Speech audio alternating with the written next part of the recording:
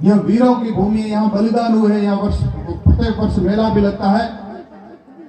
इसलिए इस पराक्रमी भूमि को मैं वंदन करता हूं कि हमारे पूर्वजों ने भारत पाक चाहे विभाजन हुआ उस समय संघर्ष झेला, बाद में भी संघर्ष झेला, और अभी भी कोई ऐसी परिस्थिति आ जाए तो संघर्ष झेलने के लिए इनके चेहरे एकदम उत्साहजनक और उतावले हैं।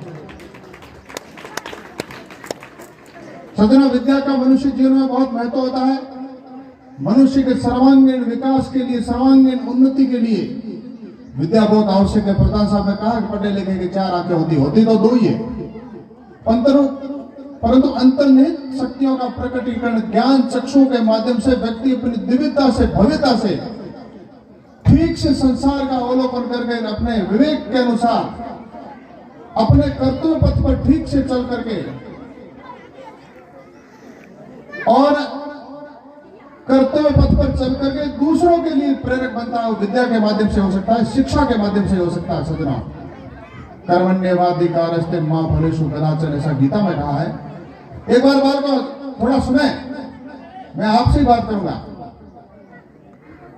आपसे ही केवल बात करूंगा।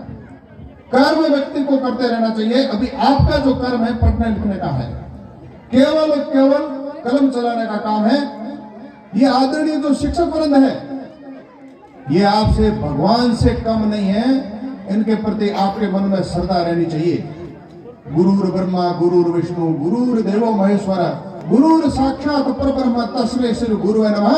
इस प्रकार के साक्षात परब्रह्म के रूप में गुरु रात दिन मेहनत करके कभी आपको दुलारते होंगे, कभी दुत्कारते भी होंगे, कभी आपको डराते भी होंगे, कभी आपको सराहते भी होंगे। इसलिए ये गुरु आपके माँ बाप से भी ज्यादा स्नेह इसलिए करते हैं कि इनके मन में है कि हमारा विद्यार्थी पढ़ लिख करके बड़ा व्यक्ति बने, अच्छा अधिकारी बने। वो आकर के जब मेरे चरण स्पर्श करेगा, मेरा मस्तक जो गौरव से ऊंचा हो जाएगा। ऐसे भाव होते हैं गुरुओं के। इसीलिए रामधारी सिंह दिनकर ने कहा है, अंधा चकाचौंध का मारा क्या जाने इतिहास बेचारा, साखी है जिनकी महिमा के सूरज चंद्र खगोल भूगोल, कलम है उसी की जय। वो जिसके हाथ में कलम है उसी की जय है। इसलिए पढ़ते रहना चाहिए। किसी भी परिस्थिति में निराश होने की आवश्यकता नहीं है।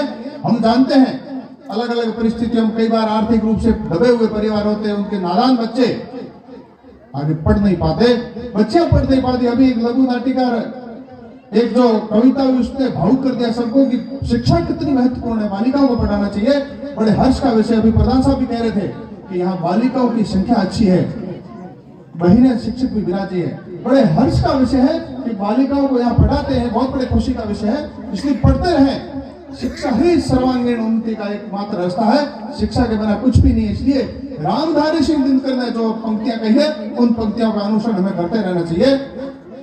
विद्या से हटकर कुछ भी नहीं है। चाणक्य ने कहा था कि निर्माण और प्रलय शिक्षक की गोद में खेलते हैं। प्रतिपल ये शिक्षक निर्माण की गति में आपका हमेशा उत्थान कैसे हो, बालक पढ़ लिख करके आगे कैसे बढ़े, ये इनके मन में संकल्प होता है। और आपको पढ़ लिख करके केवल और केवल बड़ा व्यक्ति बनना है। इसलिए सबसे पहले ध्यान तो ये रखना है, मोबाइल से दूर रहना। ध्यान करोगे नहीं करोगे? इधर देखो, भारत माता की। इधर देखो मेरे सामने बेटा, तो मोबाइल देख रहे, मैं मोबाइल का मना कर रहा हूं। इस आयु में मोबाइल को शत्रु मानना चाहिए। क्या मानना चाहिए? दुश्मन। सबसे बड़ा अगर कोई दुश्मन है तो मोबाइल है। मोबाइल अगर ले लिया, इस मोबाइल में अच्छी बातें वो ग्रहण नहीं कर पाएंगे, और बुरी बातें तो 99% है, वो तुरंत पकड़ करती है बच्चों को। इसलिए इसको तो फेंकना चाहिए, पास नहीं लाना चाहिए। हमारे सबसे बड़ा अगर विकास करना तो सबसे बड़ा दुश्मन, सबसे बड़ा शत्रु मोबाइल है। इसलिए मोबाइल के बिल्कुल नजदीक नहीं जाना। ये अभी जो नन्हे मुन्ने बच्चों ने जो प्रस्तुतियां दी थी, प्रतिभा मैंने देखी, बेटी पुष्पा ने जो गायन भी गाया, और बाद में उसकी जो मैंने एक प्रतिभा देखी वास्तव में, और भी बच्चों ने गायन किए, बच्चे ने गीत भी गाया, कविता कही। सज्जनों, ये इन प्रतिभाओं को दिखाने की आवश्यकता है। हम इन बच्चों का ध्यान रखेंगे, विद्या के ऊपर ध्यान रखेंगे, शिक्षा के ऊपर ध्यान रखेंगे। ये छोटे छोटे नन्हे मुन्ने बच्चे नादानी कर रहे, खेल कर रहे, कल बड़े व्यक्ति बन सकते हैं। साहब आया ऐसे व्यक्ति बन सकते हैं। और पैसा आया, फिर पढ़ता ठहर, हमें मोटा बन गया, आप अधिकारी बन जाओगे, कलेक्टर एसपी बन सकते हो। आप अपने को कम नहीं आंकना कभी। इसलिए पढ़ाई बहुत जरूरी है। और पढ़ाई के लिए मैं अभिभावकों को विशेष करके निवेदन करता हूं, प्रत्येक विद्यालय की यह समस्या है कि बच्चों को पढ़ाने के लिए थोड़ा बहुत डराना पड़ता है।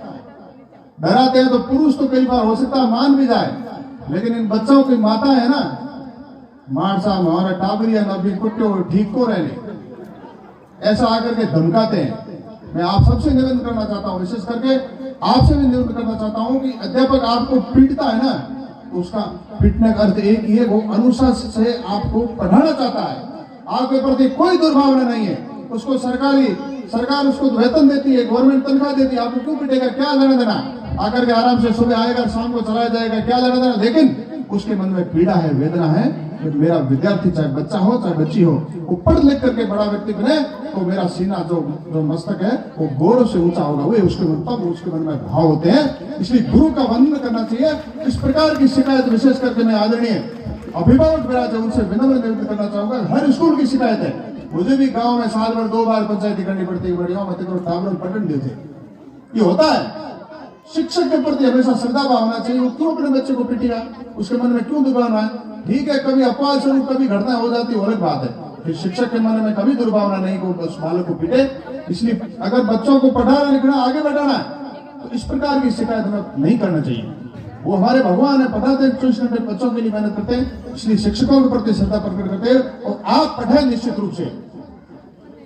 कई बार हमारे को घूमते फिरते ध्यान में आता है, ये सारे जो बालक बालिका बैठे हैं इनमें कोई प्रतिभा की कमी नहीं है। मैं मानता हूं सब एक से बढ़कर एक है। लेकिन अभी इस बेटी पुष्पा की मैंने प्रतिभा देखी, अभी पता भी किया, तो इस बेटी के अभाव